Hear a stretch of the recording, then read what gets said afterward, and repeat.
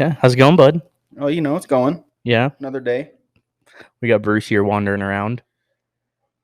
Hopefully he'll sit and lay down. I think he's just Or he'll gonna try and hump my leg. he's gonna smell everything. Yeah, he does that. Yeah, he's having a good old time. New smells, new place. He's trying to play. Yeah. So, bud, tell us about yourself. Who are you? What's your Instagram? Has anybody ever heard of you? No, not really. My name's Josh Oats. Some people know me as the Dark Yota. It's the camo Tacoma, I guess. Well, now it is. I've been told it's kind of cool, but I think it's just another truck. But yeah, there are a lot of dark camo Tacomas nowadays. Yeah, it seems to be kind of the new trend. It does look cool though. I love it, man. So Lucid Wraps did the wrap. Jake. Yeah, Mr. Jake Pike. But we looked at a couple different patterns and we saw too many rigs that had a similar pattern. And we noticed a lot of the people doing the camo wraps all did like a jumbo type pattern. So we went a completely different route. We did the dark colors, so the gray and the black and everything. Yeah.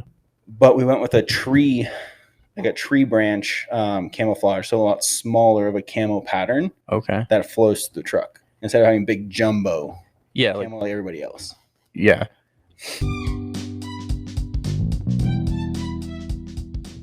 First off, I want to espresso my gratitude to the Navigo Coffee Company, our best, favorite, coolest, and only sponsor. So, hear me out, right? I saw this joke recently that I've been thinking about a latte. Why did the coffee have to file a police report? Because he got mugged. Yeah, I know it's stupid. But if you know me, that's just a little bit of deja vu for you right there. All right, for real. Let's bring this back down to the ground floor. Navigo Coffee is a small batch coffee roasting company owned and run by very good friends of mine, Ryan and Megan, out in California. Megan and Ryan are as in love with coffee as they are off-roading, outdoors, and camping. That's why they only roast with ethically sourced, high-quality beans. We will be offering their coffee along with awesome starter kits, including branded mugs and gear through the Blaze Off-Road website here soon. But for now, head over to navigocoffee.com and sign up for their email notifications to be the first on the list for pre-orders of their newest batches. Also, give them a follow on the gram, at Navigo Coffee Co. Man, what made you choose the Tacoma? Dude, I've always loved a Tacoma. Growing up, I wanted one so bad. I wanted a first gen and I wanted to supercharge it and I wanted to have it on 35s. But growing up, those trucks were just way too expensive. Like even nowadays, everybody knows like a Tacoma holds their value so well that being an 18, 19-year-old kid, I wasn't going to like drop $25,000 on my first truck. Yeah. So as I got older, I actually got into the JDM lowered car scene. So I had a bagged Acura TL, fully wrapped, 3-piece work wheels, the whole nine, right? Diamond stitch interior, hardwood flooring in the trunk. Fully done up. Yeah, I don't keep anything stock. But then I finally got to the point where I could get a Tacoma, so I had to get one. Yeah. Yeah, I definitely feel that not being able to buy not even just a newer truck, like not being able to buy a relatively new truck when I was 18. Like they're so expensive. They are. I mean, even what we have now is expensive. We're just kind of a little more grown up now. Yeah, we try to be. Well, speak for yourself. Yeah. At least our income can handle buying a newer truck. Yeah, that's true. Maturity doesn't have to be there. Yeah, the truck just has to be there. That's fine. That's just the truck. Well, although if you're still immature and have a nice truck, you end up with what happened to my truck. Fajita. Yeah, we just don't be as immature as you. Full sends all the time. Hey, it's a good time, man. It's just trying to have fun. Trucks are replaceable, so. Which is what you did. Yeah, I had to. Dude, I guess I talked to a couple people over this past week about trying to find my old truck.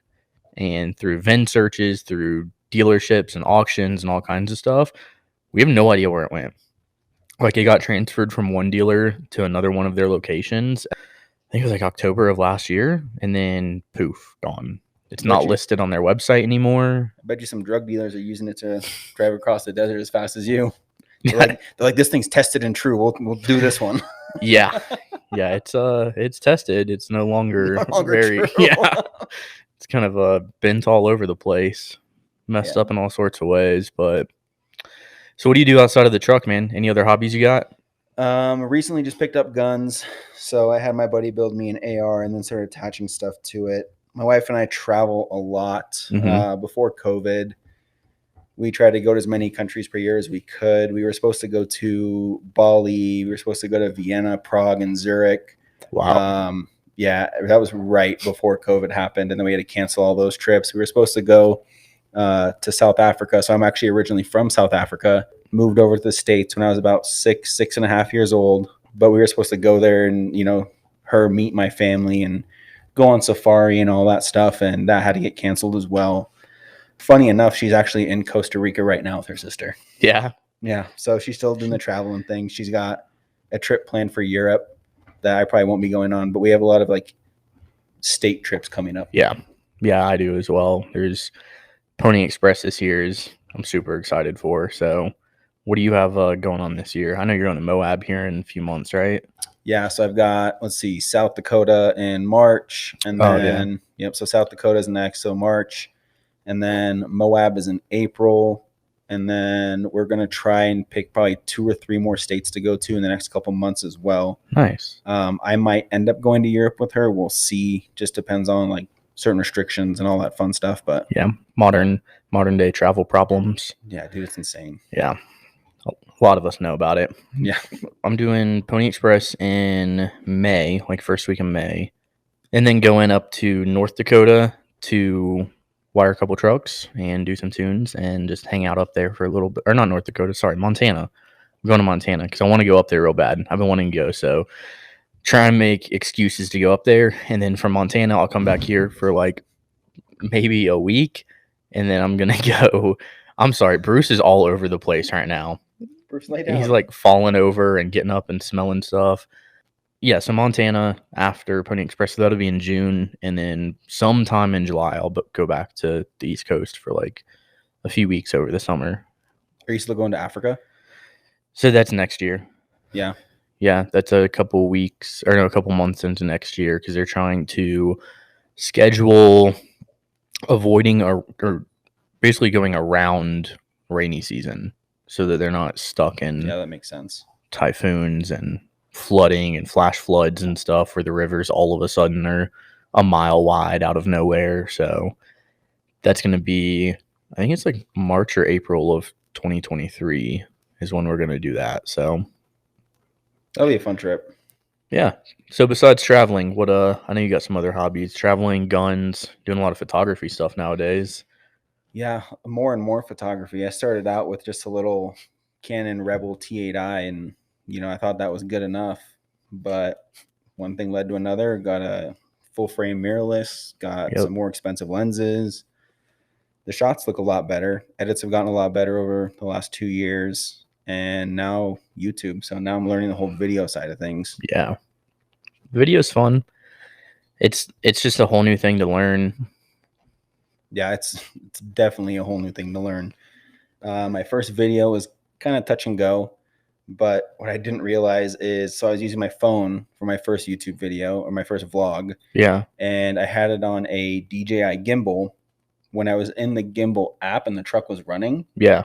The way it got audio was it called my phone, and so it used the microphone in the truck for the audio. So when I was outside of the truck, I had to scrap all that footage because there was no audio.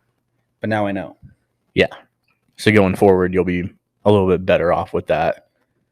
That's using phones for podcasting, or not podcasting, sorry, for vlogging has definitely become much more popular. It seems like who was it? I think it was Heavy D Sparks, one of his videos. I think it's when he had Logan and Jake Paul on for Jake Paul's birthday a couple weeks ago. They went up to his cabin or whatever. They're like, everybody's holding iPhones. He's like, what? We're vlogging with iPhones now? What is this? And he's like, where'd all the cameras go? Dude, those iPhone 13 Pros or Pro Maxes, even my 12 Pro Max does so good. Like what you get out of a phone for video is insane these days. Yeah. Yeah, that's definitely true. My Pixel I'm pretty happy with. I've taken some good shots, and the video quality on that thing's pretty amazing too. So, plus all phones have a ridiculous number of cameras now for some reason.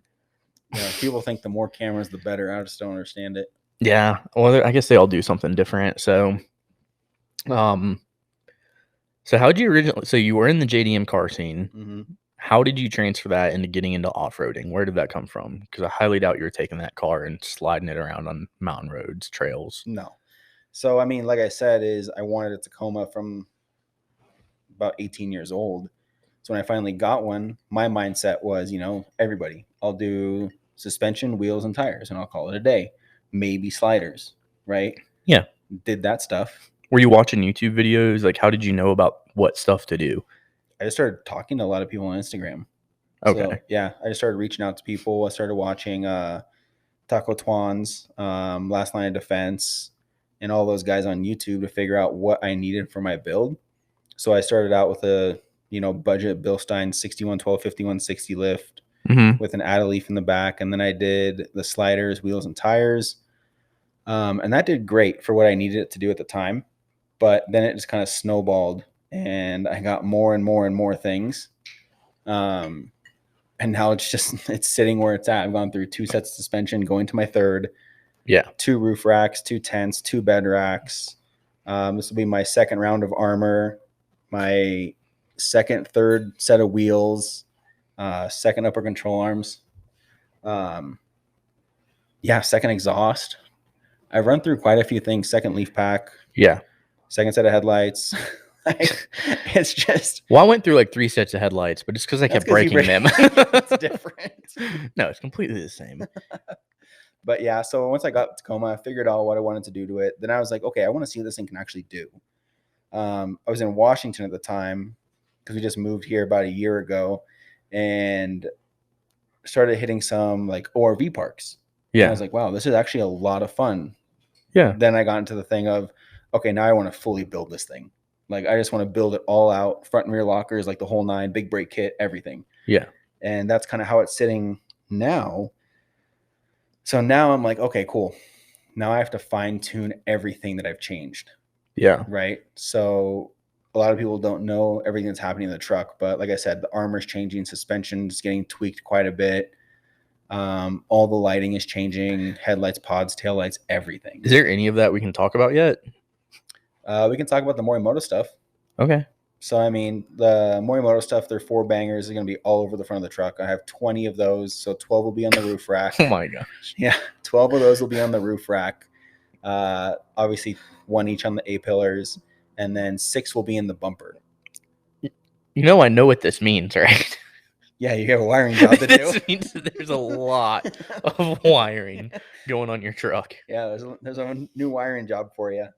Jeez. But yeah, it's gonna be stupid bright. So they compare these little 4-bangers, which is actually a 3-pod light. They call it a 4-banger because just like an actual 4-banger motor, it's small, but it puts out a lot of power if you build it right. So in size comparison towards like a Baja Squadron or like a diode pod, it's a lot smaller, but it puts out the same amount, if not more lux. Okay. Yeah. I was super confused when I was like 4-banger, but it's only got 3 lights. And then they showed the size comparison. I was like, oh, yeah, it's like comparing a V6 to a 4-banger. Interesting. Yeah. But that's a little weird. They're bright as hell. Yeah, I'm excited to see them in person. We'll check them out. Where are those lights made in America? Where are those things made? That I do not know. Okay. Yeah. They use the same what is it? Is it TIC or something, like projectors, and the same LED chips as the Diode Pros or Max or whatever they are. Yeah. Yeah, they're using the same chips as those. Okay. Yeah, I think that so nobody makes their own chips, but Baja makes all their own drivers. Yeah.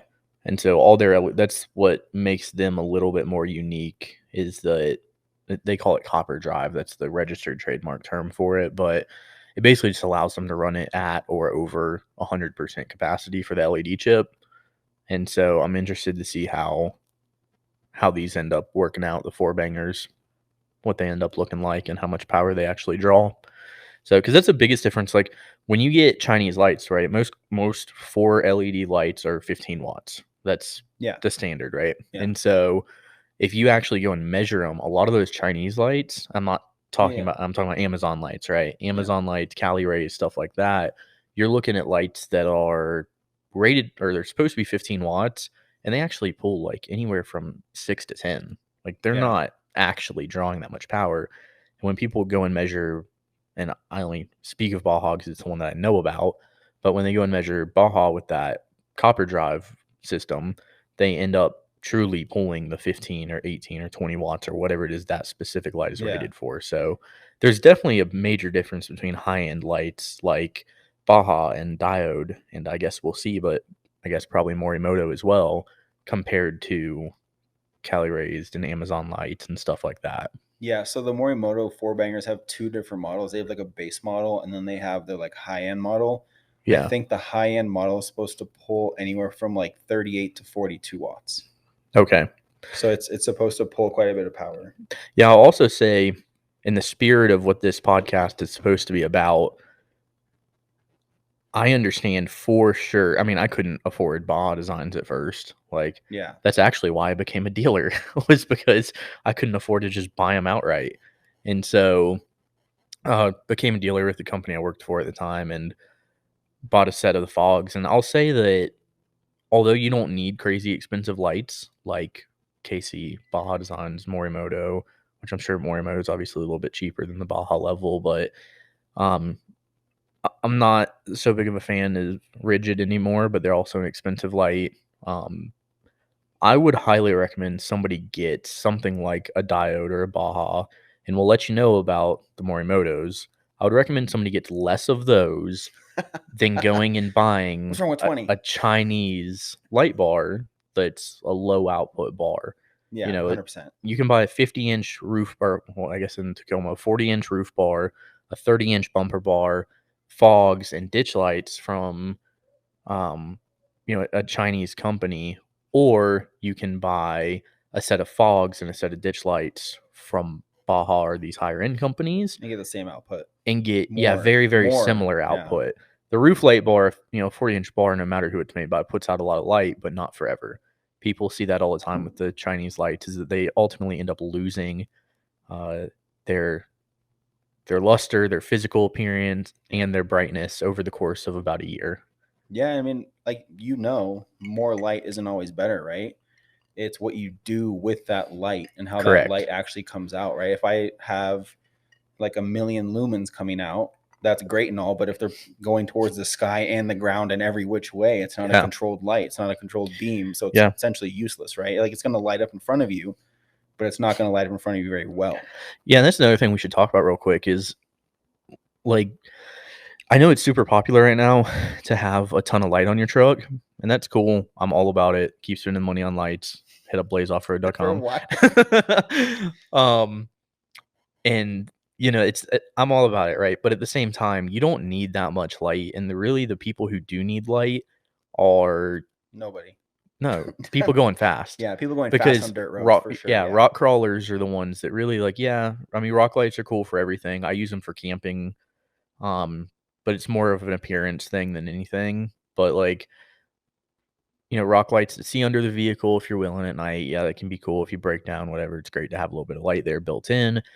But in terms of forward-facing light, if you're going rock crawling at night, honestly, something in your bumper, be it factory bumper with fog lights, and if you had a 30-inch grill bar from one of these high-end companies, that is more than enough. For sure. Like, that is, I don't want to say excessive, because it's still it's really, really bright though. It's all you'll ever need. And so I had 5 LP6s on the roof of my Tacoma, but part of that is the fact that I own a company that's centered around wiring and lighting and switching systems. So it was easy for me to show off my wiring like that. Like, oh yeah, hop up on the roof, look at my harness real quick. And so you really don't need much light until you start going fast. If you're going, 80, 100, 120 miles an hour through the desert, you need to be able to see far away. And that's where you start looking at getting those, a bunch of LP6s or 9s or a few bars or whatever. Yeah, it's actually throwing the light forward in every direction. Yeah.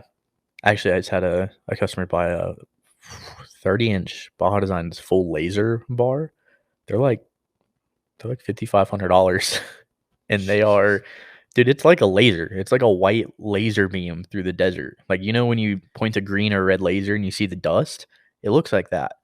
I mean, if you need it, you need it, right? It makes sense. But if like 99% of us that aren't doing that, like it's cool to have the lights. It's cool to be like, Yeah. hey, let's go night wheeling and, light this place up, like make it look like daylight. That's Yeah. cool. Do we need them? No. Do I need them? No. Does it Yeah. look cool? Yeah. May as well do it. Yeah. You Well, this know? guy has a fully built Raptor and Yeah. long travel from SVC and, all this crazy stuff. So he can be going through the desert at 120, but those lights were kind And of it's made just for butter. trophy trucks. Yeah. Those laser lights were truly made for trucks going crazy, like stupid Yeah. fast. So, In the middle of nowhere, pitch black. Yeah. yeah, exactly. So, yeah, I'm all about it. I mean, obviously, it goes back to spend the money on what you want to spend it on, buy whatever you want to buy, but don't feel like you have to. Yeah. 100%. So, buy less of a better product rather than a ton of a cheaper product is the advice on lighting. So, you got into off-roading from forest roads and stuff, taking the Tacoma up. You're pretty impressed with it. When did you start building an Instagram page? So I actually used my car Instagram page. I literally just changed the name, but I only had like 1,200 followers on my Acura. But once I did the lift wheels and tires, that's when I started actually like posting more on the Instagram page for the truck. I was literally, my pictures were an iPhone 8 Plus, Yeah. and that's all I ever used for pictures for the first probably 6 months or so. Then I got the 12 Pro Max, started using that. Then I got my wife a Canon T8i because she wanted to take pictures of her vegan food. She's essentially vegan. Okay. So Wait. Essentially? she eats like fish. Okay. She eats fish, not chicken, so she's not a pescatarian. I don't know. She doesn't want to label it. I don't Hey, pay that's attention fine. to all that stuff. I don't That's care about fine. it. But yeah, so I got her a camera for that. And then after a couple months, she stopped using it. The most expensive camera you can ever buy is one that you don't use, right? Man, why you gotta say How's that to me, camera bro? over there? Do you mean the one that's hanging back there on the wall in the camera bag in the backpack? Yeah. Yeah, it's doing great, man. It's the batteries are over here. I don't think they charge up anymore. Oh no, it's sitting right there on top of my computer. Yeah, the batteries are like shot. Yeah. But I bought a cheap little $200 50 millimeter prime lens and used that for a while, and my photography went way up. And then I was like, man, this is actually really cool. This is really fun. So after a year of using that camera, I got the Canon EOS R, and that thing is an absolute game changer. My shots are so much more crisp. I bought another cheap little 50 mil. I think it was like 240, 250 bucks for the lens. But then I was like, all right, forget it. I'm going to buy like an actual vlog lens. So I bought a Canon 16 to 35 mil, which has been great. And then an 85 mil prime that just shoots the butter shots. Nice. I love that lens. But yeah, my editing, photography, and all that stuff has come a long way since I first started the page. And if you scroll down far enough, you'll see it. It's insane to I'm not see the scrolling that progression. far. I don't have time for that, man. I was gonna say you post so much I stuff. post almost daily. Yeah. Yeah. Do you know how many pictures you have now? You know how many posts you have? What, 800? No, I don't know. I was asking you. It's your page. Dude, Come on, man. You need to know this for sponsorship stuff. 600. You need to know this. They don't care about posts. 644. There you go. 600. That's a lot of posts. Yeah, I usually post probably like 4 to 5 times a week, sometimes twice in a day. It's just, dude, I'll tell you right now, this algorithm is a monster. Like everybody says they have it figured out. Nobody has it figured out. Yeah. Like, I don't even know if there is an algorithm. It's just, oh, that looks kind of cool. Let's see if people like it. Push it. Yeah. Algorithm is great. TikTok.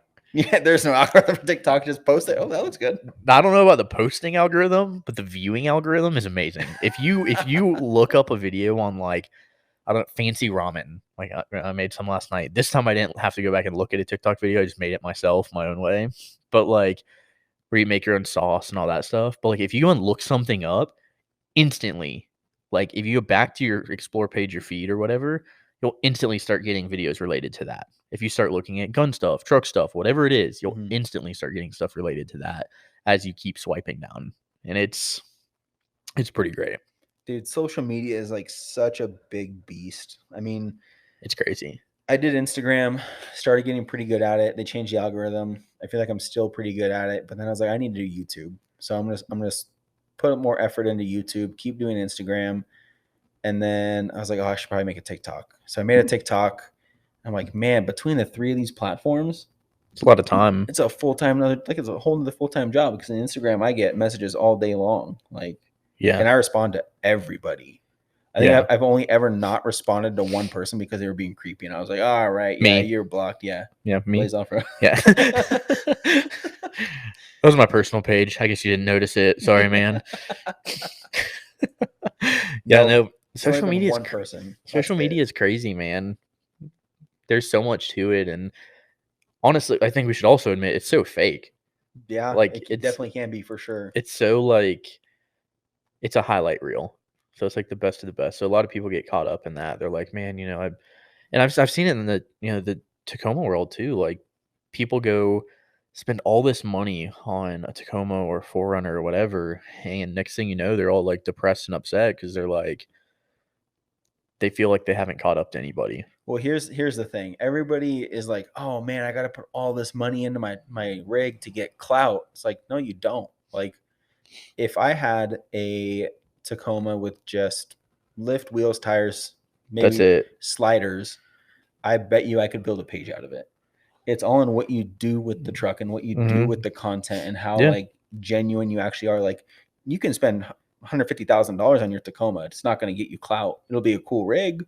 Yeah. But it's not going to get you followers. That's not you how have it works. to have the constant posting and stuff too. Yeah, it's like I said, it's a whole nother job, right? Going out, getting content, being able to make that content relevant, being able to follow all like the trending audios, trending topics, all this different stuff. And that's how you build it. And it's a lot to keep track of. Dude, you talk in trending audio. Yeah. We'll be hanging out and you'll just start talking. That's how much I'm on it. You'll be quoting a trending audio. Yeah. It's not just you. Sam does it too. It's great. Like when we hung out and did the battery terminals, the two of you were like having conversations in trending audio. And I'm like, guys, chill out. Jeez. Hashtag influencers. Yeah. Just doing your influencing thing. So what type of off-roading you like? Rock crawling, going fast, driving through water, deep water. It really depends. What type of stuff? If I had a house, because I live in an apartment in Denver, if I had a house where I could take the bed rack and the tent off, I would love to be able to take that thing off and go fast. Yeah. I don't like having all that weight in the back and going fast. You mean you don't want to throw it sideways with a couple 100 pounds up in the air? Not really. I mean, I do it. I did it yesterday. But, yeah. No, it's just a little different. I like going. My thing is I like going and exploring and finding views. I like going places that, your average car or whatever couldn't really get to very easily, to find views that most people aren't going to be able to see. I also like the whole rock crawling thing. I recently did a front locker like probably 4 or 5 months ago. Yeah. And went to Mini Moab, tested it out. That thing is an absolute game changer. So I want to get more into rocks, but I think I want to get the RS, the CVs. RCVs. Yeah, RCVs, because they're just beefier. Oh, yeah. But honestly, I'm probably not going to do that until I actually break my CVs. It's a good call. Right? Here's my thing is everybody says, oh, don't do a front locker with IFS. No, I don't agree with that at all. The reason is because I say don't be an idiot with a front locker, right? A lot of guys are like, oh, I'm locked front and rear. Yeah. I can just pin it to win it, praise hail, raise Dale, and send it. No, you can't do that. Do it for Dale. Do it for Dale. But as soon as you do that and you have the loose traction and you gain traction with your tire spinning at 50, 60 miles an hour. Yeah, you're going to break a CV. Yeah, I mean, I snapped an axle on a dually one time because I was doing donuts and hit pavement. And as soon as I spun around a pavement, it snapped an axle. Yeah, I mean, it doesn't matter what you do. Like, yeah, if you're an idiot doing it, you're probably going to break something. Well, hey, now. If you were like, let's say I was rock crawling, my locker, front and rear locked up, IFS. Yeah. And my truck started bouncing or going backwards and I give it more throttle, there's a good chance I'm going to break something. Yeah. But if I start bouncing and going backwards and I just get on the brake and let it roll back and then try again, like that's a different story, right? Yeah. I think a front locker on IFS is very doable, and I think it's a game changer really for wheeling. But I don't think everybody needs it. I think if you're not using it on hard surfaces, as in rocks, I think that you're gonna be a lot better off too. So like For me, I got mine for sand and mud and snow. I didn't get mine for rocks. I also don't like rocks, so I mean, to be Yeah. fair. But I mean, when you have the CV axles binding and stuff like that, especially with how much I mean, if you're at 3 inches on a Tacoma, you're already pretty steep, Yeah, the even with a geometry's all drop. messed up, right? Yeah, Yeah. even with a drop. So with that, I mean, yeah, RCVs are good. They're very expensive. They're stupid expensive. They are Yes. lifetime warranted, regardless of negligence. So is the standard like AutoZone O'Reilly's CV, right? So Are they that's what. really? Yeah, that's what I did. I literally Oh, I went had Rock to. Auto. It was like $80. I still have it if anybody wants it. Yeah, I went to O'Reilly's, bought Yeah. a front CV for my last overland trip because I wasn't sure Yeah. about the trails, and I was like, oh, well, I'm locked. If I have to use a locker and I break a CV, like I'll have an extra. Yeah. It's always good to have an axle. They're really not that big. They don't take up that much room. I just threw it in the bed, called it a day, but I paid $130 lifetime warranty. I literally snap an axle, put the new one in, take the old one back, be like, yeah, I had a warranty on this. I don't know what you're talking about. Yeah. And I then mean, they it's, swap it out. yeah. You want to hear a funny O'Reilly's warranty story? So my first truck was a 95 F-150. And it was a 300 straight six with an E4OD. And so for the Ford guys out there know the E4OD was the diesel transmission. I mean, dude, it was like 4 foot tall when you sat on the bell housing out of the truck. It was huge. That's And like the whole length of my truck. yeah, it was the transmission was massive. The truck was, from what I found out, was probably used as like a tug truck for aircraft at an airport at some point. And then my parents, I believe, bought it off like a farmer for basically $1,000, and then me and my uncle fixed it up. I actually didn't know it was my truck. My uncle called me. He's like, "Hey, I know you want one of these old Fords. Like, come help me out. One of my buddies is gonna have me fix his up for him." I was like, "All right, cool." And so like I spent a few months, weekends or evenings or whatever, helping my uncle fix up this truck. And it turned out that it was mine the whole time, so it was kind of cool. What a cool But uncle. yeah, my Where's my parents uncle at? bought it, and Can I have a car? he's in South Africa. Yeah, he You is. commute on weekends to work on your car. Yeah. It'd be fun. Take the whole weekend to get there. Yeah. So, it was my first truck. I was stupid with it. I had an extra motor and an extra transmission because of my other uncle who owned a shop in Ocala that was also a big influence on me growing up, obviously. But I was like, oh, yeah, whatever. I have extra parts everywhere. I can just send it. Break Right. everything. And so, it's kind of like, I don't know if I said this to Nick on the podcast last week or if I said it to him outside of it, but, I kind of found out like you can get through anything if you hit it at 60. And so going through mud, trying You to can skip break across just about water. anything if you hit it at 60. Yeah. Is what he meant to Actually, say. nothing really broke on that truck. I never really, I hit the front cross member and folded it backwards, because they were stamped at the time. So it's shaped like, Yeah. and so it folded that lip of like 3/16 steel all the way back around. I broke this high rod, but I never really broke anything on that truck. That truck took so much abuse, it was ridiculous. Built for tough. Yeah, well, especially on the I-beams back in the day. But no, so I hydrolocked my motor and, going through water too deep, obviously. At 60. Actually, I don't remember how that one went. Oh, it just got way too deep, way too quick. I think I was going like 20 and all of a sudden it was over my hood for a second. Also happened in the Tacoma. That's all she wrote. You see a trend? But went to start it back up. It shut off. I was like, all right, well, I'll try to start it back up. Blew the starter off the side of the motor. Went to O'Reilly's. Yeah, those 300 straight sixes, you don't bend rods, you blow the starter off the side of the motor. Like it is. So, because it was a cast aluminum housing on the starter. And so go to O'Reilly's, buy a new one. They're like, you want a lifetime warranty? I'm like, sure. I replaced that thing once a month for the next, there was a point where I replaced that thing like 2 or 3 weekends in a row because we hydrolocked the motor. Here's the thing, man. Those warranties are made for like the everyday person. Not for me. Not for any of us, right? Like if I was gonna go through axles even twice a year, that warranty is more than paying for all my axles, right? Absolutely. But if you have someone that's like, oh yeah, I tore a boot, they said I have to replace my CV. You go to O'Reilly's, get one, you pay extra for the lifetime warranty that you're probably never gonna use. That's how they make their money, right? Yeah, well, I'm the reason the price of the warranty goes up. Sorry, guys. But for those of us who use it, it's worth it. So 100%. Suck it up. Yeah. Yeah, so those warranties are definitely worth it. So what's the favorite big ticket item you've purchased for your truck or that you have on your truck? Oh man, that's hard.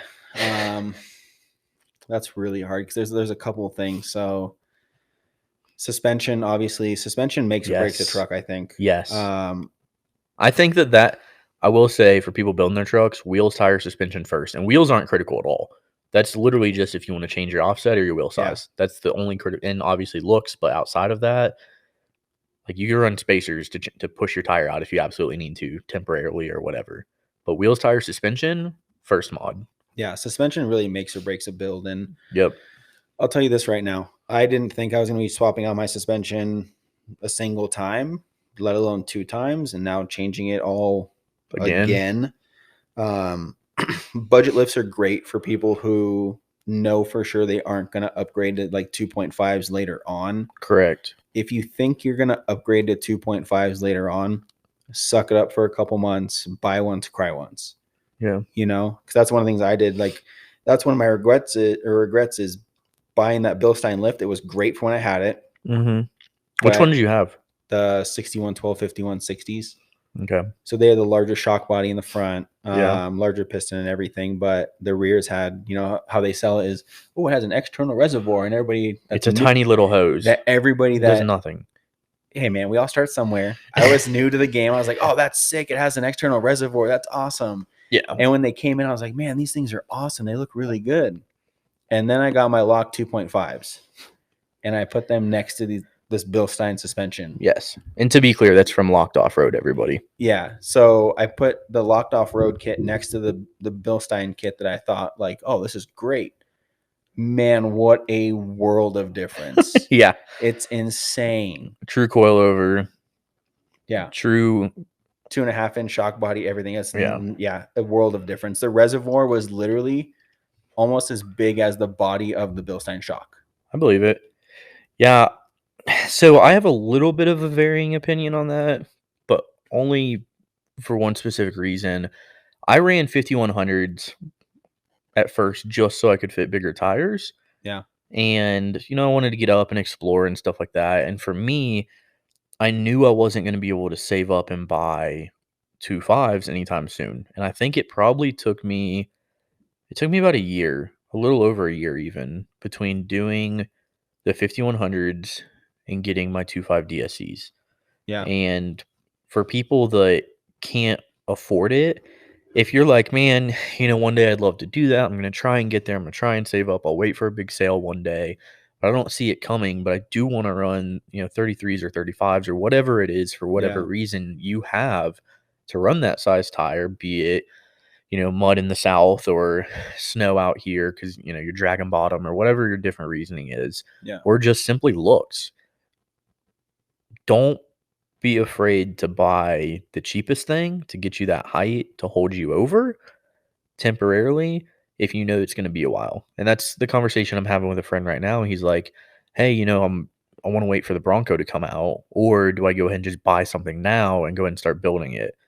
And I say Bronco to come out. He wants the Bronco Raptor. And so each dealership has one allocation. So he has to find a dealership that hasn't pulled an allocation yet, and then convince them to not do it for $30,000 over, which thankfully the CEO of Ford said if they find out that they're doing that, they're going to pull their allocation altogether. So they won't even get the vehicle to sell it. Dang. So they're cracking down on that hardcore. Thank goodness. But I told him, I was like, look, man, it's going to be 2 years before you get a Bronco Raptor. So do you want to waste the next 2 years not off-roading at all, or do you want to go ahead and buy something because he's the one selling the G-Wagon, so he can kind of he can go buy, whatever vehicle he'd like to buy for off-roading. And so I told him, I was like, go ahead and buy something now so that you can go off-roading and get out there and learn the skills and explore and do whatever it is, and probably buy something a little cheaper. Yeah. At least cheaper for him. I told him, I was like, in the first 24 months, the first 2 years of you off-roading, you're going to slide into a tree, hit a rock, crush a door in, something. I promise you. Yeah. Like coming from zero experience, teaching him how to do donuts and how to, slide sideways and stuff like that. Coming from truly zero experience, you're going to hit something. And there's a good chance. yeah. And so for someone like that, go ahead and get that intermediate. Go get that, that's something to just hold you over so you can start. And if for some reason you're being held up from going out and exploring because you need bigger tires for where you're at, or you just want them for whatever reason, go Yeah. buy 5100s. They're like $500 or something like that. Yeah, there's nothing wrong with a budget lift. In my opinion, budget lifts are great. I mean, for what you can get for a budget lift or like a budget build in general, you can do a lot of stuff with that truck. Yeah. Or just any off-road rig. The only reason I am kind of skeptical of the 5100s in the front is that lower shock body is almost identical to the stock. Yeah, you're not getting any better of a ride. Yeah, but I've seen those literally bend. So that's why I recommend the 61. If you want a budget lift, I usually recommend the 6112 with the 5160 in the back, just because the 6112's lower shock body is so much thicker. I don't know. I jumped mine. No, not literally. I actually didn't jump it back then.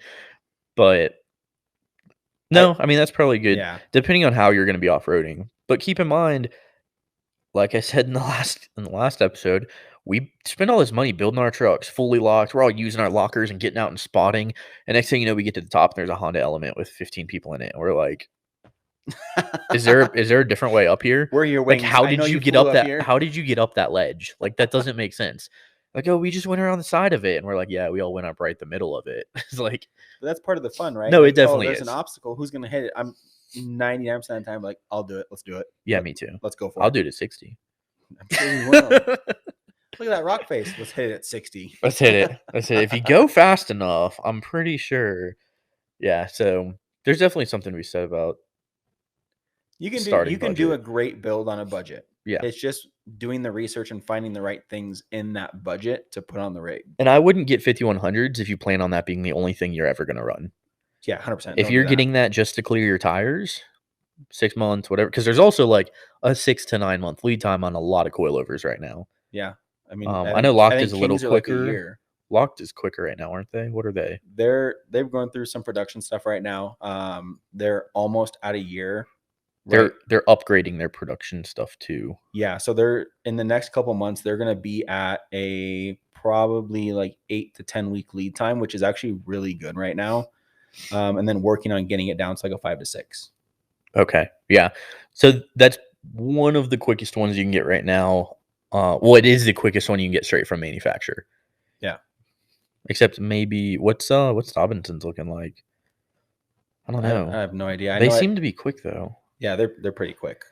They're a huge company. Yeah, they're a good suspension as well. Yeah. I know they have that labeled long travel. Everybody gets super excited about that rear long travel, but it's not really. It's just not really long travel. Yeah. Well, they're also an Australian company, so everything's a little different over there. Basically, their version of DOT has to approve every part going on the car. So, like, that's why all their bumpers are so crazy, because they're crash tested to do the same thing as a factory bumper. Yeah. So, like, they crumple. Those bumpers, the ARBs, look crazy huge and obnoxious, kind of like our the cattle guard bumpers we have here, like Iron Cross and what's another one? I don't know. The ones you see on the Super Duties and stuff, the crazy big ones. Yeah. Those things won't budge for anything. Those things will destroy a car. But the ARBs are meant to crumple. All the Australian bumpers are meant to crumple. So, which is smart. Yeah. So they have to test everything. Yeah, we don't. I'm glad we don't. We need. It sounds bad, but they start to care about so much stuff right now that it's getting frustrating. Yeah. Shutting down a lot of racing and motorsport stuff, and it's really frustrating. Oh yeah. But yeah, so you think suspension is one of the... I would say the suspension, and one of the things a lot of people don't think about when adding all the steel armor and 35s to a truck is the brakes. Yeah. So I have the Power Brake Big Brake Kit. Dude. Yeah. How do you like that? Absolute world of difference. The factory brakes from when I had all the weight and 35s on there, it felt like the weight of the truck wanted to just keep pushing and pushing through the brakes as I was braking. I was like, this is not good. No, it's not. But when I put that Power Brake Kit on there, it feels like the brakes are stopping a Honda Civic. They're so smooth and they're so quick to get on. It's so nice. Yeah. That's why I'm there's a couple big ticket items in my bed rack, my tent and all that stuff. But the bed rack being because it's so versatile and customizable. Yeah, that's the extrusion overland, right? Yeah. So I'm doing the full swing out or the full slide out. So it'll slide out from underneath the rack and on top of the bed. It'll slide out 2/3 the length of the bed. It'll have a hammock on the back. It'll have molly plates in between, so I can mount cases and stuff to it as well. Dude, when are you getting that thing? I think it just shipped out actually last week. Did it? I saw those guys at SEMA. They're super cool guys. They the bed rack is awesome. It's super high quality. I mean, when I worked because I worked for as an engineer for Johnson and Johnson, right? And so Yeah. all of the stuff in that production facility, and it was medical. Most everything was made of 80/20 T slot, right? Super high end T slot. That's pretty much exactly what these guys are using. Yeah, And it they've is. just designed special brackets for it and mounting solutions and all this different stuff. But the core of the rack is one of the most expensive and highest quality building materials that you can buy for any sort of manufacturing in the world. And it's the 80/20 T slot. That stuff is not cheap. No, it's not. So the other great thing about the rack is, you have options for the slide outs. You have like Yeah. stupid things where you can put a hammock on them and all that Yep. stuff, but they're fully customizable. So you can do any height. If you have a specific height in mind or like a specific length, and they're molly panels too. Like if you buy most bed racks, Yeah. they're fixed to this is your molly panel. That's where it goes. That's just how it is. Yeah. Right. There's no ifs, ands, or buts about it. These guys, their molly panel is a bunch of plates. So you can put those plates for half the length of the bed rack. You can put one plate on there if you want to mount one thing and use the Yeah. extrusion for the rest of it. You can put it underneath the bed rack if you want to mount a shovel or a slide or whatever you want to it to actually slide that accessory out to where you're at behind the truck. Yeah. And you don't You have know, to buy that stuff from them either because you can go and buy like your own mounting stuff and hinges and different hardware there's from so much stuff. yeah, Yeah. because that stuff is used in so many industrial applications. I mean, we had cabinets made of them with we had computer desks made of them, cabinets with tools in it made of them. Like we had toolboxes that had slides made of like it's Yeah. you They can just, make anything out of it. So all these accessories exist already for the system that you can just buy the bed rack with whatever brackets you want from them and then add stuff to it yourself. yeah. I mean, you could do stupid things like put a cup holder on the back of your bed rack. Like, Yeah, there's so many accessories, whatever like you you want. said, there's so many accessories for this stuff that you can literally be like, hey, this would be cool if I could do this. And you go Yeah. look it up and you're like, oh, somebody's already done it. Let me throw it on my bed rack. Yeah. You And there's know? like rubberized trim for the slots too, which I don't know if they sell or offer, but like there's trim that you can push into the T slot to like close it off so it looks nice and sleek and clean and you don't have like Yeah, the that's cool. extrusion shape. That's really cool. Yeah. You can tap the end of it to mount stuff on it. You can run wires through it. You can run hoses through it for liquids or for air or whatever. Yeah. So that's one of their options for their bed rack is they actually can run air through the chamber of one of the crossbars. So you guys can have your onboard air in there. Yeah. It's pretty cool. Yeah, I was talking to them about that, running wiring through the bed rack for the lights on the back. Yeah, and if you guys have a Tacoma, I worked with them to develop new brackets because one of the things about the Tacoma and bed racks that sucks is those side rails that you typically mount your bed rack to, those brackets, stops way before the end of the actual bed itself. Mm-hmm. So we did an L-shaped type bracket that mounts to the end of those tracks and extends out another 4 or 5 inches. So with this bed rack compared to my old Cali Rays, I've probably gained like 5 or 6 inches of bed rack. So I don't have any tent overhang. I actually use more of the bed space with my rack. I can mount more stuff to it. It's just so much more versatile. Yeah. No, that's nice. I noticed that on yours, how far back the bed rack goes. And you can see that on the Instagram too. If people go and look at your pictures, they can see how far back that bed rack goes. And I don't know why it bugs me so much when I see a bed rack and there's like a good foot and a half behind the bed rack running to the bed. It just looks so silly to me, but to each their own, whatever. Yeah. I'm not going to say who, but there was a long bed that I recently saw that had a short bed rack. I think it must be because there is so much I'll show you a picture.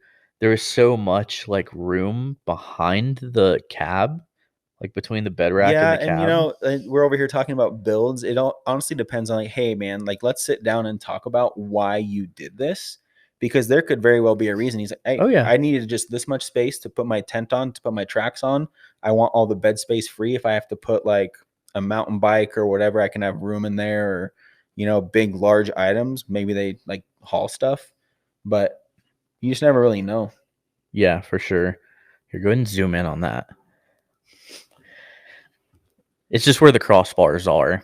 And obviously that one's mounted a little differently. It's not a traditional bed rack as to where it's mounted, but every time I see that truck from the side, I'm just like, man, there's so much room there.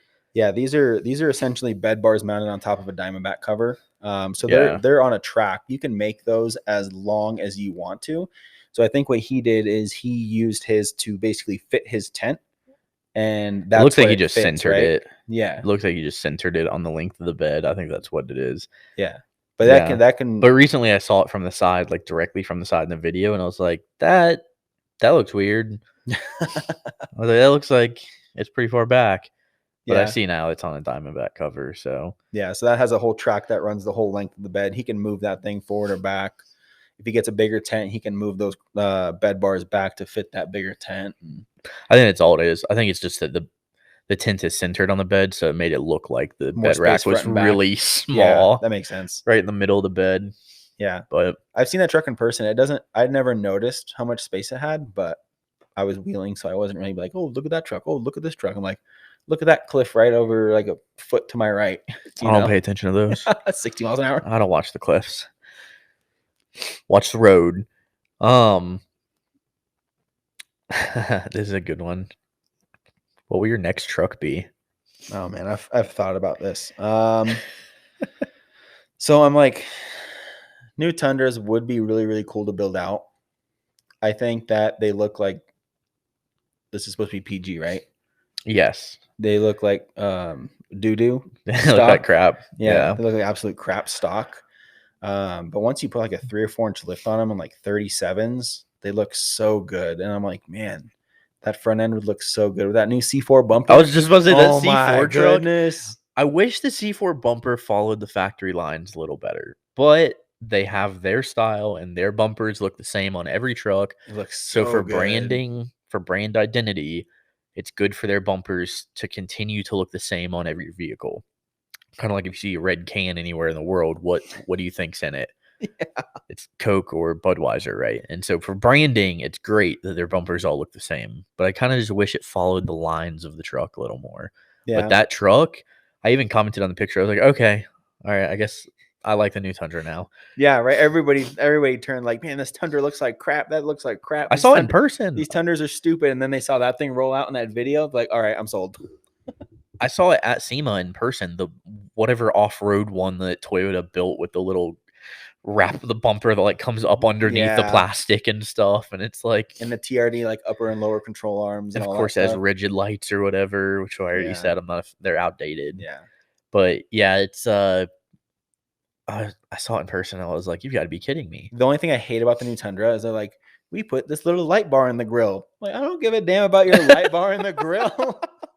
You guys couldn't have thought of anything else. That's what you got? Do we have a front locker yet? Light bar. Let's put a like 10-inch light bar in the grill, guys. Game changer. Sick. Do any of the Rams have a front locker? I think the Power Wagon does. The Power Wagon? I think the Power Wagons are locked front and rear. Those things are absolute beasts. Yeah, you just got to be careful how hard you put your hat down on the dash. It might crack that plastic. Oh, it's going to for sure crack that plastic. After a couple of years in the sun, oh yeah, you just look at it wrong, she'll crack. Yeah, you can't really throw your hat up there anymore. You got to place it. Yeah, no, so Toyota's, because the Bronco has front and rear lockers. Some of the Rangers, I believe it's overseas, have front lockers. Don't some of the Jeeps have front lockers? All the Rubicon models have front lockers. Maybe more, but at least the Rubicon, and disconnecting sway bars. But do they come with a 10-inch light bar in the grill? That's what I'm saying. Is it only 10 inches? I think it's like 10 or 20 inches. Oh, geez. Because you can fit a 40-inch on the previous generation Tundras in the hood. That's what goes in the hood is a 40-inch and that little fake air vent. Yeah. Air vent. I'm doing quotations. Air vent. Come on, Toyota. Come on. One of the Toyota guys at SEMA told me when I asked him, like, do you guys plan on building more powerful trucks? Dude, they're gonna hold on to that reliability factor. Well, so that's what he told me. It's insane. He was like, our customers buy our vehicles because they're reliable. And I'm like, wait a second. Let's have a conversation about my truck. Regardless of how I beat it, there were problems that I had that weren't my fault that other people have too. Rear main seal leaking being one of them. Yeah. Transmission leaking. My water pump went bad. My thermostat went bad. There was a point where my truck wouldn't get over like 50 degrees. The coolant wouldn't. And I couldn't, the thermostat was just stuck open and Yeah. they wouldn't warranty it. So I just spent like $200 buying a new one. And so it's like at a certain point, they're going to have a vehicle that's not super reliable. And that could be not the death of them, but that could be very bad. So they have to continue to innovate whether they want to or not. Yeah, I mean, here's the thing, man, is all these companies are coming out with these performance versions of a base vehicle, right? Correct. And they come out with, oh, we have this TRD off-road, we have this TRD Pro. Cool. What's different from that than the SR5? It's raised a little bit, it has a rear locker, and the interior is a little different. Yeah. Okay, cool. What about the engine? Oh, same engine, transmission. Oh, but that's all the same. Yeah. Okay, so basically I could buy an SR5, put lockers on it, suspension, spend less money, That's what I did. and have a more capable rig. Yeah.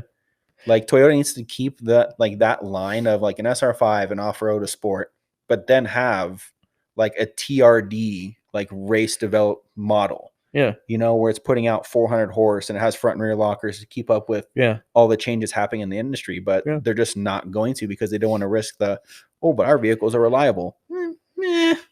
Yeah. So the old ones for sure were. Yeah, you cannot kill an 80s Toyota truck. Like they're you ridiculous. Get a T100, that thing will outlive you. Or a Hilux or any of them. Yeah. They're all ridiculously reliable. But the fact is you push a vehicle to be more efficient and more, I mean, computers, gasoline, problem solved. Yeah, gasoline motors. The fact is modern day gas motors have, I believe it's in the low 30s thermal efficiency. We're barely using any of the power in the gasoline, but we're still making 2 or 3 times as much power as we were in the 70s, 80s. Yeah. Right? Like a stock Honda Civic could beat like a 60s Mustang or Charger or Camaro or Corvette, like a modern stock 4-cylinder sedan. Wrong wheel drive. Yeah, like it's ridiculous.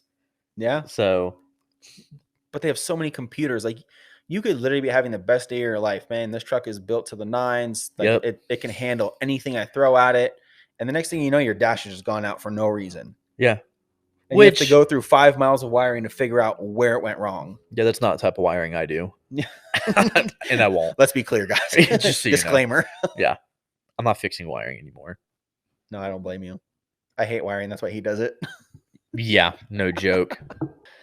I will say though, man, like modern vehicles are just way more reliable. Like I feel like most modern manufacturers, maybe with the exclusion of like, I don't know, Kia and Hyundai, and I say that out of personal experience with friends and stuff. I feel like most modern vehicles are fairly reliable. They all have their own problems for sure. I would agree with that. And they all vary. Like, what the problems are between what manufacturer and each make and model. Like each model of vehicle has its own different problem. Except Fords are all perfect. But besides those, no, I'm kidding. I'm sorry. But that's like you say, like modern vehicles are more and more reliable. And one of the reasons I bought the Tacoma was this thing will last forever. Correct. But now it's coming to the point where I don't know if this thing's actually going to last forever. Yeah. With all the like people have their dashes go out randomly and like stupid little things happen here and they're like you with your water pump and your thermostat and all that stuff. And the actuators are garbage. Yeah. But yeah, that's one of the reasons I bought the truck is like, oh, I could build this thing out. I could literally have this thing for 10 years. Mm-hmm. That was my mindset. That's the exact reason I bought mine. Yeah. And then, you hit everything at 60 miles an hour, it's probably going to break. Well, okay. First off, everybody was telling me I could hit everything at 100. Well, nobody said a Toyota ever went 100 miles an hour. But... I don't know what Toyota you're driving, pal, but a Tacoma. No, everybody told me like, oh, dude, get a Toyota. They last forever. And I saw the mud trucks, right? I'm from Florida. I'm from the South. And so, yeah, dude, guys are bouncing Hiluxes and, Toyota pickups from the 80s all over in the mud and stuff. And they're lasting and doing fine. And so I'm like, okay, I can drive like that. Nope. Wrong. Nope. Not on a modern one. And that's when he knew. He beeped up. Yeah, that's when I had to switch over. It's not even switching over. I needed a vehicle that could tow more. I needed to have more capacity for the business. Like, I wanted to get back into a full-size vehicle. I loved my Tacoma. It was so fun. Dude, the memories in that truck are amazing. Like, the pictures I haven't even posted. Like, just so much so many good times and like amazing trips and stuff I took in that truck. Yeah. And I'll always love that truck. And that's why I want to know where it is. I would never buy back. um, but like it's, it was a great truck to me. And luckily I knew how to fix stuff. Stuff like the radiator. The radiator was my fault. The diff was not so much my fault because we found out wasn't my fault because the bearing journal stretched. And so that was, a factory problem with probably the heat treating, something in the metallurgy of the third member. But either way, I had a lot of problems with the truck and it was just time to move on from it, move into something bigger. There were other personal reasons to move on to a different truck. And so it was definitely the right time for me. And I'm really happy with my truck. I have way more power than I need. I'm going to have 3 times the amount of power I with the twin turbos. I should go back to the question: what will your next truck be? Yeah, what will it be? It's either gonna be a new Tundra, Okay. but I'm gonna let it be in production for at least 2 years. Mm-hmm. I will never buy the first generation, like a new generation of vehicle. I Yeah. don't want to deal with the issues. Yeah. Shout out to TRX, everything's blown up. But Oh, dude, it's so bad. it's so bad. It's so bad. But that's a guarantee I won't be buying a TRX my life unless they actually get it down. But it's really between a Tundra and a Raptor. So I mean, I do want second or third gen. That's where I don't know. So I'm like, this is where we should look at the bank account. The third gens are so cool. expensive. Honestly, I would love a first gen, the V8s. That would be a fun truck. But also then you look at, V6 turbo is more reliable and they put out a stupid amount of power as well. But Yeah. I don't know. I would probably end up going with a Tundra because, I have one Bernese Mountain Dog. He's only 6 months old, but he's 60 pounds. A Tacoma. The dude's 60 pounds. Yeah, dude, he's already 60 pounds. He changes your gas mileage. Yeah. 60 pounds. Yeah, it's insane. But we're going to get another one at the end of the year. Oh, man. I have the Goose Gear seat delete. I'm going to do the other 40% of it. I have the 60% right now, and it's been amazing because he fits in there no problem, right? I have my med kits and all that stuff in there, and he can still lay down in there and be comfortable. Yeah. But I'm going to do the other side for the other dog. But, I mean, after a certain point, like, you just have to get a bigger truck. Yeah, you just need more room, man. I will, yeah. But the thing is, like, I don't want to sell a Tacoma. I want to get – my goal is to build a Tacoma to be a SEMA build and still be able to use it, right? I don't care if it's like, oh, look at all these things wrong with this truck in SEMA. Yeah, but my truck's There's in a lot of SEMA. beat up trucks, dude. Yeah. All those race trucks were like really beat up. Yeah, but at the end of the day, like, yeah, but my truck's in SEMA. Yeah. I would love to keep the Tacoma for a long, long time and get a second truck that I can daily. Obviously, I'm not going to keep it stock. I can't do that. But it'd probably be honestly the new Tundra. Okay. Or hear me out. We'll go ahead and half back the Tacoma, move the motor back about 8 inches so we can center link it with J-arms in the front. Do like, I don't know, pull something like 18 inches of travel in the front, shoot for like 26 in the rear. We'll do a full 4-link, 37s or 40s. 37s we could definitely clear pretty well with all that travel. And then we'll do full 4-link in the rear, fuel cell, and then throw it behind like a F450 King Ranch dually. Tub out the front. Yeah. Tuck 37s? No. I mean J-arm it. So move the motor back and bring the control arms like all the way so they're only like 6 inches apart where they mount in the front of the truck. That'd be so much work. Yeah. Then I have to go 100 miles an hour in the desert. You got to get yeah. That's why I got rid of my Tacoma because we couldn't coyote swap it. The frame was going to be too weak. And so it's like, I'm going to have to change my frame too. And the whole entire drivetrain. I was going to use the front diff, the spindles, the axles, the rear axle. And the body. Don't forget the body. No, I was going to use all of that stuff from the Ford with the Coyote motor. I was going to use all F-150 powertrain, everything on a Tacoma. And so it had the power I wanted, but it just wasn't going to happen. Okay. So the new Tundra or Raptor. Or Raptor. Raptors are good, man. I love the Raptor. Ford, and it's like you said, the first few years of vehicles, Ford's bad about it. The first few years of Ford vehicles are usually not great. They have problems, and they're very specific problems too. So like the first gen EcoBoost, and I get it mixed up between the first and the second gen. One of them had a bad oil cooler issue, and one of them had a bad turbo oiling issue. And so both of those are fixed on the third gen, and now they're at like a 3.5 because it's a higher output. Yeah. So, but so you also do camping. You do some outdoor stuff. You walk your dog in the grass or something. I don't know. That's about the extent of the outdoors you do, Oh, right? every day. Yeah, it's a lot of outdoorsing. What are your favorite outdoors or camping products? I would honestly say my rooftop tent. It's Yeah, just so nice not having something taking up more space. Like I said, the Tacoma is a small truck. it is. It's not made to be a big truck. Having a big dog back in the back seat takes up a lot of space. Throwing camping stuff in the bed isn't ideal if it does decide to rain or snow or whatever, things get Yeah. wet. Having that tent is really nice because that's one less thing to pack, and I Yeah. always have it ready. Can you leave your sleeping bags in yours? I can leave like one sleeping bag in there if I fold it out. Yeah, unroll it or whatever. Yeah, if I unroll it flat and lay it out, I can fit one, but I don't know. I would really love to work with a company that can make a shell for like a hard shell tent, a little bit taller. Give me like 2 inches, maybe 2 inches, so we can Yeah. put 2 sleeping bags, pillows, and keep it ready at all times. So there is one that can do that. Who is it? The CVT Mount Hood 2-track, the double track one. Because they have the single track and the double track. It's the thickness of the tent. Yeah. The single track, you can't put anything in there, not even your ladder. The double track, you can put your That ladder. just blows my mind. And you can leave like unrolled sleeping bags, not big pillows. Yeah. But like yeah. I use an inflatable pillow when camping or when in my truck, anyways. Yeah. And so, and it's padded. It's like I forgot Sea to Summit maybe. It's like padded and it's inflatable, so it's really nice. But yeah, you can leave that stuff in the Mount Hood unrolled. Is theirs the like a clamshell, or is it like mine that It's a V. It's like I think they call it clamshell. Opens like that with Yeah. struts. Yeah, Yeah, those are too long for my 5-foot bed.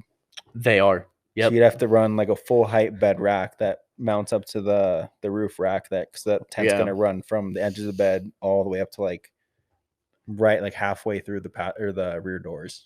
Also, another great thing about extrusion overland with being able to design your bed rack to whatever height you need. What is it with bed rack and roof rack companies making the bed rack and the roof rack not the same height? Dude, I don't know. Because you can buy the rack and then you can buy the tray for the rack, right? To make it look like your roof Yeah. rack. It's always like 2 inches higher in the bed or an inch higher. Yeah, I feel like up top overland kind of has that height thing down. Theirs is the one I'm talking about specifically where they're not the same height. I don't know, man, because if you do not the I don't know what I'm not too familiar with up top, but they have the bed rack that goes a full height that goes into the roof rack, and it matches up pretty well. So you could run one of those Mount Hood tents, but I think when you add that, like, what do they call it, the Bravo or whatever, to the bed rack, I think that's what raises it up a little bit. Okay, that might be it. Yeah. But I don't know. I like my extrusion because you can make it any height you want. They can even make it so they go like over your soft topper, over Yeah, that's cool. yeah. So they specifically made brackets that'll go over a soft topper. They'll go over, what are those slide bed covers called? Retracts. Yeah, they work with the retracts. The only thing they don't work with is like a Diamondback, which they're working on, and a trifold. Just because of the geometry, you can't open the trifold with a bed rack, so it'll hit the bars. Yeah, the bed rack's tapered. Yeah. But yeah, it works with all the retracts and like soft toppers and all that stuff. They have brackets that go up and over those things. Yeah. Yeah. Feel like you've wasted money on any products or camping outdoors? And this isn't just truck stuff. This is anything camping related or whatever. I might say my Scottle. Really? The Scottles are cool. You don't use yours? I've used it like twice. Okay. I haven't had it for very long, but I've used it twice. I obviously cooked the wrong things on it because all I had were hot dogs. No, those are good. I've cooked a lot of brats on mine. Yeah, it's okay. It just didn't seem to want to cook it like You have evenly. to use oil. Yeah, it just didn't seem to want to cook it like super evenly. Like, Huh. one brat to the left was different than that's brat true. two to the right, Yeah, because no, you're it's concaved, right? Yeah, you're right. So it's harder to cook more things and keep everything like evenly cooked. You really have to like keep track of it. It's constant. But I love to cook, and it's a constant. You have to constantly be cooking. It's Yeah. not like a grill where you throw it on, close the leave lid, it, and leave and it for a yeah. couple minutes. It's not like that. Yeah, it's not like that at all. So I would say maybe that. But I just might have to get better at cooking with it. I Yeah. could this year get better at cooking with it and be like, dude, I absolutely love this thing. Yeah. I love mine, but I waited a long time to buy it because I only bought it for Pony Express because I needed to cook for 5 people, 6 people. Yeah, that makes a lot of sense, right? Because you Yeah. can cook a lot of food on that thing at one Oh, time. dude, we had such good meals. We had like steak and eggs with hash browns and bacon for breakfast. We like drizzle syrup over it with croissants. Like, Yeah. oh, dude, it was just the food I cook on that thing is unbelievable. All right, cool. You can teach me. Yeah. But I would say maybe the Scottle. I wouldn't say I've wasted money on, like I said, I've gone through 2 roof racks, 2 bed racks, 2 suspension setups, 2 sets of wheels, brakes, the whole 9. I feel like people have to go through that stuff so they can learn more about the truck Yep. and more about the products they want to go towards. Because you can start with, like we said, a budget lift and Yeah. tires and upper control arms and stuff, and be like, this is great. And then you get into it more and more, and you're like, hey, what I have just isn't going to work. Yeah. For what I want to do. So I need to switch to this now. I wouldn't say it's a waste of money because it did what it was supposed to when you first started. And now you're going a different direction, right? Mm. That's what most people are like, aren't you like kind of upset you wasted money on like that suspension, your first bed rack, your first roof rack? The one thing I would say I probably wasted my money on was a Prince2 roof rack. Yeah. I'll tell you right now, those things are, in my opinion, completely overhyped. Their mounting system to the roof is not great. Their crossbars are flimsy.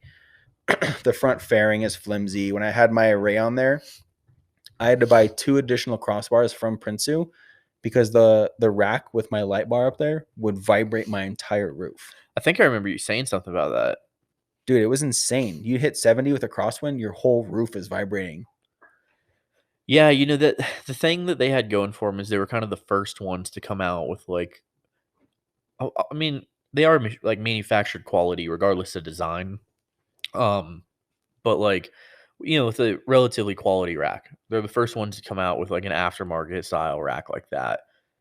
And it's just been years and they haven't been updated. That's what I was gonna say, is like it's going back to adapting and changing with demands, and these other companies coming out, they're doing it better than them. Yeah, correct. Right. And they're like, well, we're the first ones, we're the OGs.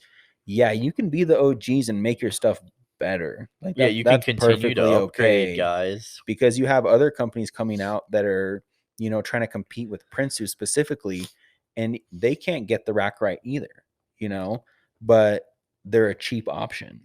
And if you Yeah. look at a roof rack, Prince2, everybody's like, oh man, I got a Prince2. That's like top of the line. Not anymore. I don't see that as top of the line. But a lot of people, they buy into the hype of a product and they're like, man, this has to be like the best thing out there. Yeah. And for $700, it's not the best thing. Like, you could spend extra $300 and get the rack that I have with way better mounting solutions. What do you have? I have the AL Off-Road HD roof rack. Okay. So the crossbars are like 2.5 times as thick as the Prince2. So to give you an idea, I stood on the Prince2 crossbar and it flexed a good 8, probably ½ inch to an inch. Greg and I both stood on the AL crossbars and that thing didn't move at all. Right? Dang. Now, the big difference between the Prince2 and the AL is the, I don't know what they call them, the outers of the rack, the sides. Yeah, the side plates. Yeah, those side plates. With Prince2, you physically mount those side plates to the truck and then bolt the crossbars to those side plates, right? With the AL, you mount the 3 brackets to the truck and you physically mount 3 of the crossbars to the truck.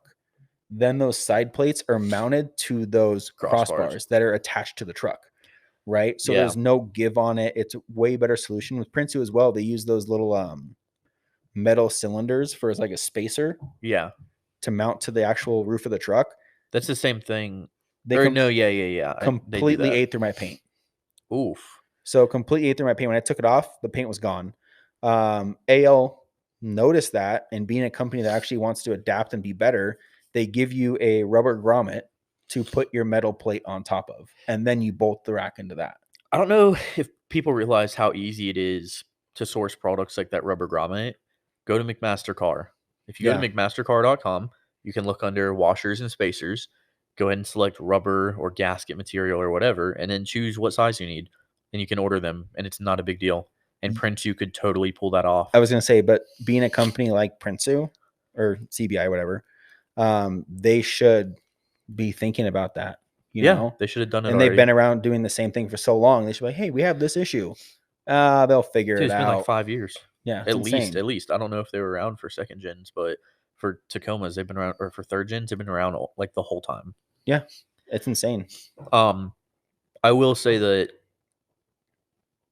for like, in my opinion, from the racks that I've seen personally and that I've dealt with, whether it be installing the rack itself, installing products for the rack, whatever it is, my favorite rack on the market, and keep in mind I also have zero experience with your rack specifically. Yeah. But my favorite rack on the market is definitely the Sherpa. Yeah. Those guys are super cool. I don't think I've ever met any of them in person. I've had a couple conversations with them as a consumer, not even really as like, I know they know I exist. Obviously, I know they exist, but like business to business, we have no relationship. But I have seen their racks. I worked with their rack. The Hirsch X truck has their racks, and they're super high quality. The C4 giveaway truck had their racks. I got to deal with them then, and just amazing quality. They don't have the problems that another Colorado, I'll just go ahead and say it, like Up Top has, with bolts backing out and with flexing really bad on the way that. Have you seen the way Up Top's rack mounts? Because it is super wide. It is the widest rack on the market. Yeah. So but they I've have also seen flat those plates. side braces absolutely sheer. Yeah, and so they have those flat plates that go out, straight out, and then connect to the sides of the rack in the front, and they flex a lot. Like, I wouldn't stand on the front of that thing. Like, it's a lot of flex because they are contoured to the truck very well. They might be the best looking rack on the market, that Up Top Alpha really series, especially when you two-tone them and do all that. But Greg's dad just got the first third gen Raptor Up Top rack. That's cool. Yeah.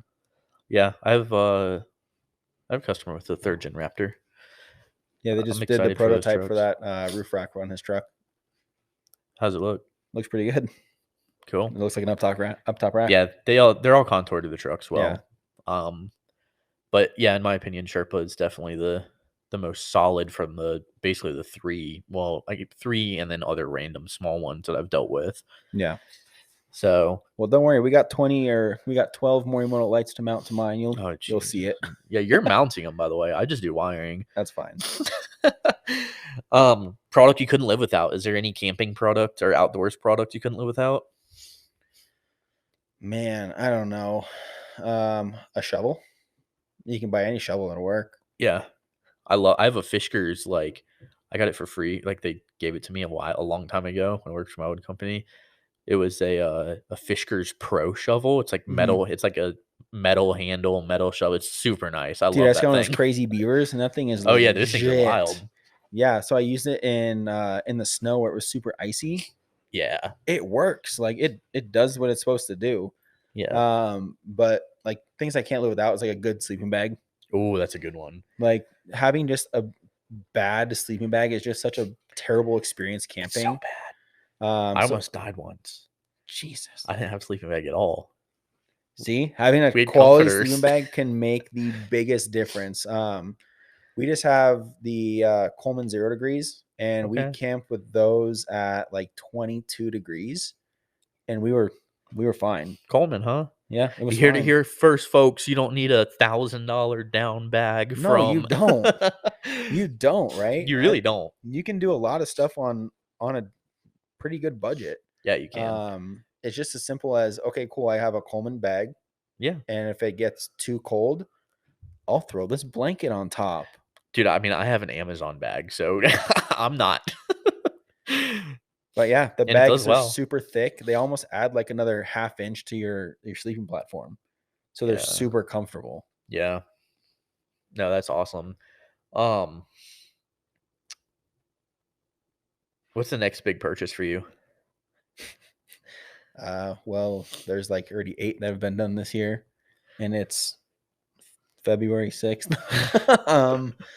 So obviously the Morimotos, we're doing the headlights, we're doing the Morimoto / Miso custom taillights. No. Let's get what else besides all the gear for the truck. Is there anything you bought a big camera, right? You bought a I new might camera. buy another one.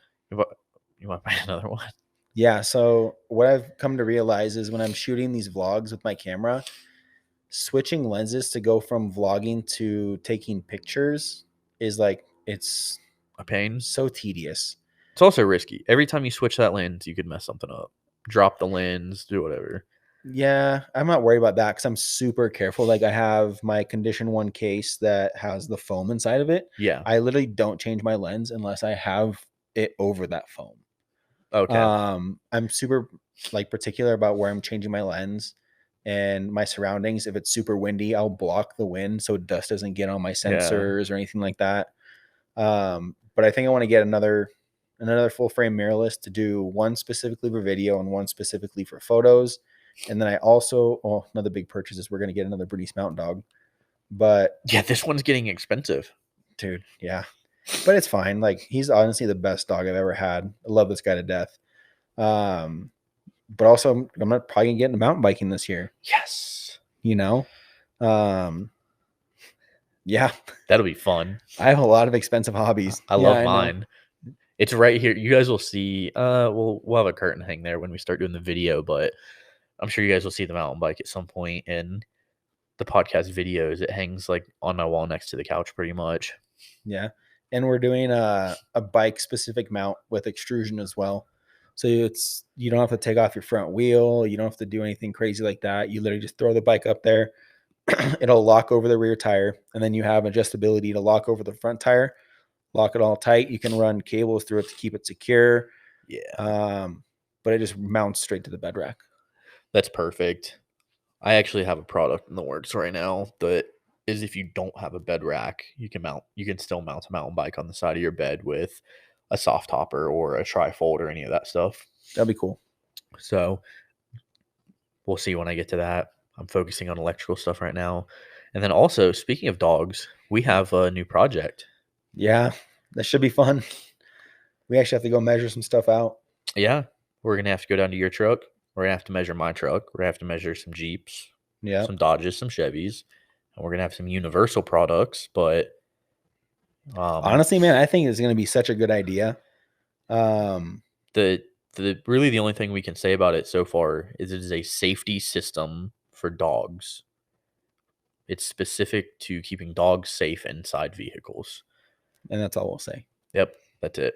Basically, I had this idea because, I have Bruce and he goes everywhere with me. And so I hit Mitchell up about it and I'm like, hey, man, how would we go about getting this designed in a way that works for specific applications, but also a universal way? He's like, well, we can do it like this and like that. I took off. Yeah. And then I'm like, well, what if we did it like that? Bruce flipped out and I don't know what that is. Kicked the mic stands. But yeah, one thing led to another. And now we're like, all right, man, we can make like 4 things out of this. And so that's what we're essentially going to be doing here very shortly. So keep an eye out for that. The Instagram is Pawfect Design Group. PAWFECT Design Group. So keep an eye on that. We've got the logo. We've got the website. Yeah, I kind of took off with that. As soon as we had the name, I was like, okay. I was like, I sent you a link. Log into your new email. That's like a whole nother podcast is, how did you guys come up with the name? Man, let me tell you about this name. You want to hear the 30 other names that are 1,000% better that we couldn't get access to for 1,000 different reasons? Oh my gosh, we had so many good names and we're like, dude, this is ridiculous. We can't land a single one of them. Some of them, the Instagram is available, but the website's not. The other ones, the website's available, but the Instagram's not. We're like, well, we need both. Yeah. Yeah, because at the end of the day, it's a marketing thing, and neither of us are in a position to pay $10,000 for a website. For a domain name. No thanks. And that's what one of them was 3,000, one of them was 10,000. I didn't even tell you that. I was like, we're moving on. We're not even going to consider this. I mean, even like Pawfect it's a good name, Yeah, it's Pawfect. It's a good pun. It's a Pawfect name. This guy. But we're gonna run with it. Like I think it's a good enough name. I think it'll get noticed once we actually get our products out there. But it'll be cool. There's gonna be other products too. All kinds of doggo goodies. Lots of safety gear. Yeah. Lots of normal gear. It's just outdoorsy stuff for dogs, all right? It's the REI for dogs, maybe. Maybe not that big, but yeah. So that's gonna be pretty That's awesome. this year, yeah. And then I think that's about it. Oh, you're coming to Rigs and Coffee next week, right? Yeah, 12th. Yeah. So at the time, he is flipped out by that bike. He does not understand my bike. Bruce is walking around the room looking at my mountain bike. Come here, chill out, dude. So yeah, next week's Rigs and Coffee. Yep, That'll be. I'll be there. This is airing on Wednesday morning at 5 a.m. So if you're listening to this, it's going to be at Spirit 1876 down in Castle Rock, and it is going to be, I believe, Saturday at. I think it starts at like 8 a.m. So lots of local companies there. Sherpa's going to be there. I'll finally get to meet those guys. Yeah, in person. Yep. Blaze Off Road will be there. We'll be tuning Tundras, Forerunners, and Tacomas, both manual and automatic. We got a new CVC tune coming out, new Toyota tune, and then the Tundras and Forerunners are both CVC. A new CVC for the Tacoma. I might have one. I might be able to get you your file, but for everybody else, that's going to be in the coming weeks. Cool. So he's still doing testing on it. They're dyno testing it now. Yeah, I saw he's that. He's doing supercharger testing too. Yeah, I saw that. When I saw that, I'm like, okay, the supercharger might be in the. It might be reasonable now that the shifting's okay. Yeah, that's the thing, man. It was like, oh, why don't you supercharge your truck? It weighs so much. I'm like, well, because the Magnuson tune is dog crap. It's bad.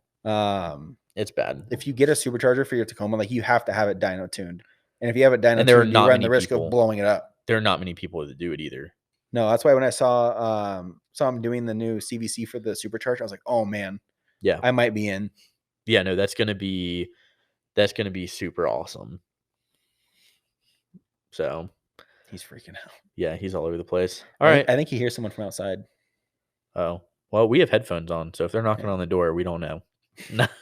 All right, guys. Well, appreciate you coming on the podcast today, man.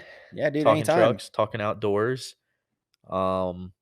Actually, I do want to ask this last question. What would your dream trip be with the truck? Anywhere you could go for as long as you could go, what would you do?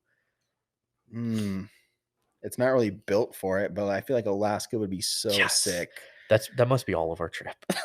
Yeah, I feel like that's just such like a beast of a build to do it right. Yeah, I feel like my truck just wouldn't make it in Alaska, but I guess, I don't know. One way to find out. Yeah. No, I mean, your truck's built pretty much the same way theirs is, though. So, honestly, I think. XO Overland guys? Yeah. So, that's true overlanding. Yeah, so to wrap us up here, what's your jingle, bud? My jingle is my slogan is when in doubt, the Dark Yota at checkout. So basically, if you might want a code to save you money and you're on a site for off-road stuff, try it out. It might work, it might not, but yeah, just have some fun with it. Always add new companies too. It covers everything on the Blaze Off-Road site. That's all of Factor 55. That's all of Blaze Off-Road stuff, Baja Designs, a lot of new companies I'm putting on the website as well. So not only the stuff that you got on your link tree, but sites like mine, we carry other products that are covered. So yeah, and if you guys have questions on tunes, feel free to hit up Blaze or me, or just go to my article section. I have an article on there that covers the different tunes as well. Yeah, speaking of tunes, there's new Forerunner, new Tundra CVC out.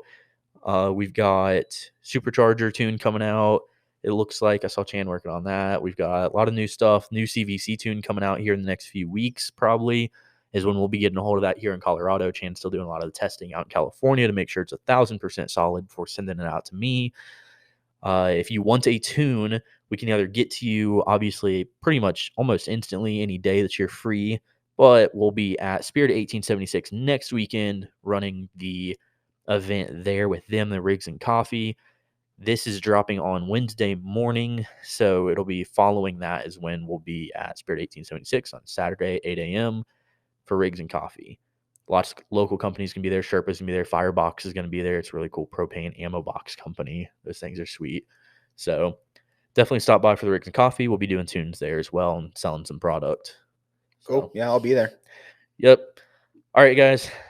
Thanks, Josh, for coming in, and we will talk to you guys later. Anytime, man. Peace. See you.